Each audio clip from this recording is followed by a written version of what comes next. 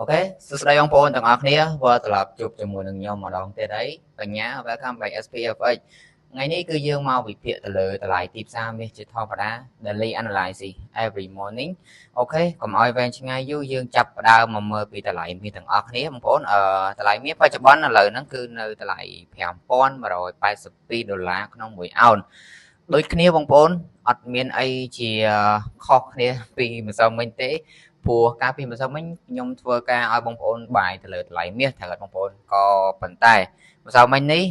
នៅពេលដែលយើងបាយភ្លាមវាមានការ retrace វាមានការឡើងហើយវា up ដល់ត្រឹម5,240ជាងក៏វាមានការ drop មកវិញមួយចំនួនហើយក៏យើងធ្វើការលេយកបាយនៅតម្លៃនេះហើយតម្លៃយើងបាយដើមគឺ5,160ត្រូវបងប្អូនឥឡូវវាឡើងមក5,182ហើយគឺយើងចំណេញបាន20លេខជាងហើយអញ្ចឹងសម្រាប់ថ្ងៃហ្នឹងស្រៀងគ្នាទេបងប្អូននៅតែធ្វើការទិញទៅលើតម្លៃមាសដដែលទេដោយនេះបងប្អូនខ្ញុំមើលឃើញពីសេណារីយ៉ូមួយទៀតអីវាល្អមែនតើក្នុងកន្លែងនេះបើសិនជានិយាយភាសាស្រួលស្ដាប់គឺជា support របស់តម្លៃមាសអញ្ចឹងហើយជាមួយនឹងការ touch ពីរដងទៅលើ trend ជា small trend ណា small trend ក៏ប៉ុន្តែវានៅក្នុង1ម៉ោងអញ្ចឹងក៏យើងអាច confirm បានដូចគ្នាមិនជាខុសគ្នាកាលពីម្សិលមិញប៉ុន្មានទេអញ្ចឹងក្នុងថ្ងៃហ្នឹងក៏យើងនៅតែធ្វើការទិញទៅលើតម្លៃមាសដូចគ្នាចាំមើលខ្ញុំនឹងចែកជា target 3ក្នុងការយើង take profit បងប្អូនtarget របស់យើង5,330ត្រូវបងប្អូនក៏ប៉ុន្តែយើងធ្វើការ take profit 3ដំណាក់កាលចាំមើលខ្ញុំ set ឲ្យបងប្អូនមើលយ៉ាប់អូយនេះ5,300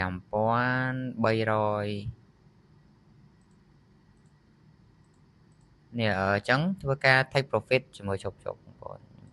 អូខេអញ្ចឹងសម្រាប់ការ take profit របស់យើងខ្ញុំនឹងបែងចែកជា3ដំណាក់កាលព្រោះយើងធ្វើការទិញពីតម្លៃ5,120យើងធ្វើការ layer បាយបន្ថែមទៀតមុនហ្នឹងអញ្ចឹងវាចូលថាចិត្ត200លេខចុះបងប្អូននេះយើងទិញបន្ថែមទៀតនៅតម្លៃនេះហើយសម្រាប់ SL បងប្អូនខ្ញុំបញ្ជាក់ដែរអញ្ចឹងតម្លៃមាសបើសិនជាយើងចូលបាយយើងចាំបាច់ដាក់ទៅលើ SL ក៏បានដែរអូខេឥឡូវចាំមើលខ្ញុំនឹង set up ឲ្យបងប្អូនមើលtake profit របស់យើងគឺខ្ញុំនឹងបែងចែកជា3ដំណាក់កាលយើង holding ចំនួន200លេខអញ្ចឹង70លេខយើងធ្វើការ take profit ម្ដងអូខេអញ្ចឹងតម្លៃយើងចូលគឺនៅពេលនេះជាមួយ70លេខនេះបងប្អូន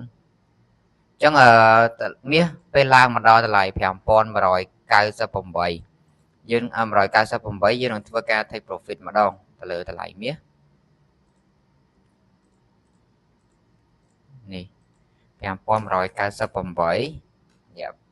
យើងនឹងធ្វើការ take profit ហើយតម្លៃទី2ខ្ញុំនឹងបោះយក140លេខត្រឹមនេះបងប្អូនអញ្ចឹង5,270យើងនឹងធ្វើការ take profit ម្ដងទៀតTP ទី2របស់យើងហ្នឹងហើយហើយ TP ទី3របស់យើងគឺនៅ5,330ហ្នឹងហើយបងប្អូនអូខេអញ្ចឹងថ្ងៃហ្នឹងអត់មានអីវែងឆ្ងាយអត់មានអីយូរទេគឺដដែលព្រោះ set up របស់យើងគឺនៅតែយើងធ្វើការទិញទៅលើតម្លៃមាសហើយយើងធ្វើការ holding ឲ្យបានច្រើនតាមតែអាចធ្វើបានបងប្អូន set up របស់យើងគឺចំនួន200លេខយើងបាយពី5,120ជាងយើង holding រហូតដល់5,330ហ្នឹងហើយអញ្ចឹងយើងចាំមើលទាំងអស់គ្នាថាថ្ងៃហ្នឹងមាន momentum ល្អក្នុងការឡើងទៅដល់ target របស់យើងឬមួយក៏អត់ទាំង3 target របស់យើងហ្នឹងក៏ប៉ុន្តែបច្ចុប្បន្នឡើងទៅដល់ target ទី1របស់យើងហើយ5,198 target ទី2 5,270 target ទី3 5,330អូខេ wait and see ទាំងអស់គ្នាបងប្អូនហើយមុនហ្នឹងគឺខ្ញុំទទួលបានព័ត៌មានមួយទៀតល្អមែនតើចាំខ្ញុំតម្លាក់ជូនបងប្អូនដូចគ្នាទៅលើព័ត៌មានតាក់ទងនឹង fundamental ឥឡូវហ្នឹងគឺយើងគឺខ្ញុំនឹងតម្លាក់ទៅលើ technical សិនហ្នឹងហើយអញ្ចឹងរងចាំមើលទៅលើតម្លៃទីផ្សារទាំងអស់គ្នាបងប្អូនសម្រាប់បងប្អូនណាតើមកចូលក្រុមទេបងប្អូនអាចចូលក្រុមបានហ្នឹងហើយខ្ញុំមានតែប៉ុណ្្នឹងទេអរគុណ